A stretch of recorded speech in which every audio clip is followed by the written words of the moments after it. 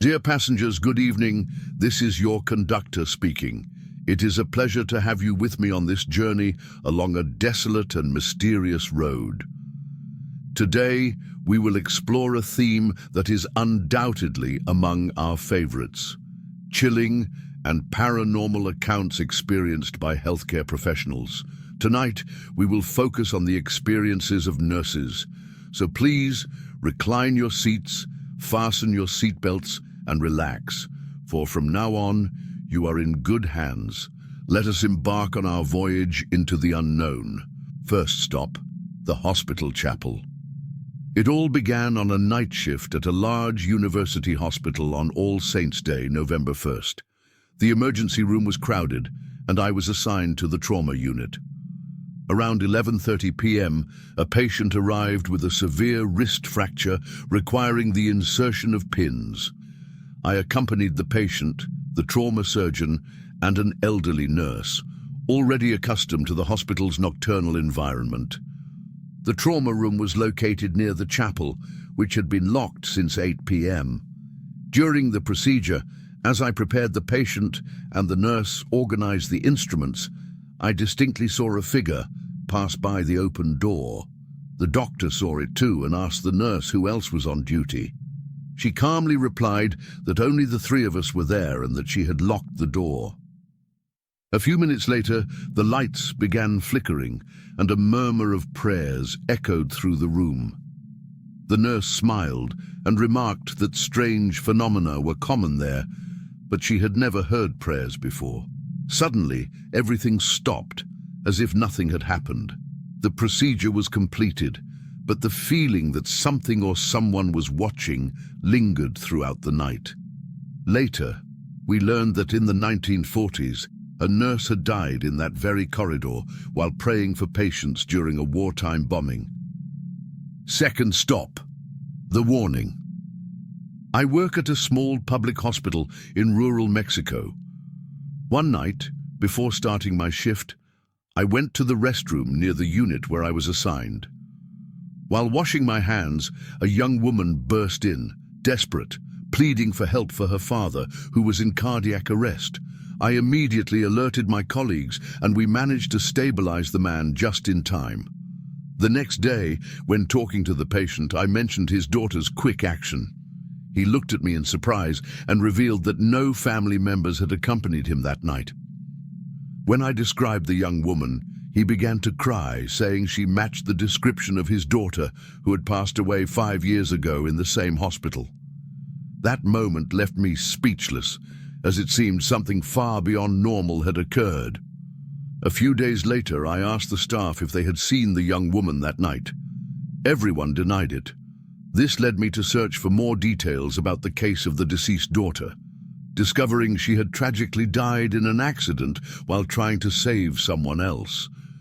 Her photo was displayed on a mural in the hospital as a tribute, confirming my description. Third stop, the horrors of the psychiatric hospital. In 1995, I began working at a psychiatric hospital in the United States, surrounded by a dense forest. The building, constructed in 1870, had a Gothic architecture and a long history of suffering, especially during the 1930s and 1940s, when lobotomies were performed under precarious conditions. By the time I arrived, only 100 patients remained in the hospital, which was set to close in 2 months. Due to a lack of rooms, I was offered a space on the 5th floor, unused for years. On the first night, I woke up to see a woman in an old nurse's uniform standing by my bed. When I turned on the light, she vanished. In the following days, I explored the abandoned floor and found old photographs, recognizing some staff who still worked there. One night, I heard cries coming from the old nursing station. Following the sound to a locked room, I entered and saw a figure crouched in a dark corner. As I approached, it disappeared, leaving a chill down my spine. During the final week before the hospital's closure, I got stuck in the elevator, and a cadaverous figure appeared behind me. She placed her hand on my shoulder, and I experienced flashes of what seemed to be her murder. I later discovered that a nurse had mysteriously disappeared years earlier amidst rumors of a relationship with a doctor. That hospital closed, but its memories live on in every corner of my mind. Fourth stop, the Forbidden Room. In a hospital in southern Brazil, there is a room that no one dares to use. During my internship, I was assigned to a ward where this infamous room was located. When I asked why it was always empty, a veteran nurse explained that years ago, a patient had taken her own life there. Since then, reports of paranormal activity began to emerge. One night, during a blackout, I went to retrieve candles and flashlights from the storage room next to the Forbidden Room. As I passed the corridor, I heard a low, drawn-out laugh. Looking around, there was no one. As I approached, I felt a cold breeze coming from the slightly open door, which I was sure had been locked. I peeked inside and saw the figure of a woman with long, disheveled hair sitting on the bed, staring directly at me with deep, hollow eyes. I took a step back, and when I blinked, she was gone. I never walked through that corridor alone again.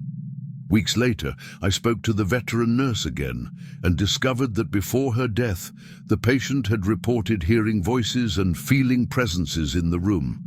The story continues to haunt everyone, and the room remains untouched, like a tomb of memories. Fifth stop, the nameless patient. It was a calm night at a hospital in London when a man entered the emergency room unidentified and in critical condition. He was rushed into surgery, but unfortunately did not survive. However, the strangeness began after his death. While completing the paperwork to send the body to the morgue, a nurse remarked that his name did not appear in any records. Later that night, while organizing documents, I heard footsteps in the hallway. When I went to check, I saw the same man standing outside the emergency room looking inside. He seemed calm, but as I approached, he disappeared. The next day, we reviewed the security cameras, and to our astonishment, he had indeed been captured walking down the corridor minutes after his death. Days later, we began noticing some medical equipment in the room where he was treated, malfunctioning inexplicably. Lights flickered, and alarms sounded for no reason. The entire staff began avoiding the area, claiming to feel strange presences. Dear passengers, these have been our stops for the night. Each story carries the weight of inexplicable mysteries that make us question reality. I hope you have enjoyed the journey. If you liked it, don't forget to share it with friends who also love spine-chilling tales. Until our next meeting, when we will explore another stretch of this desolate road into the unknown.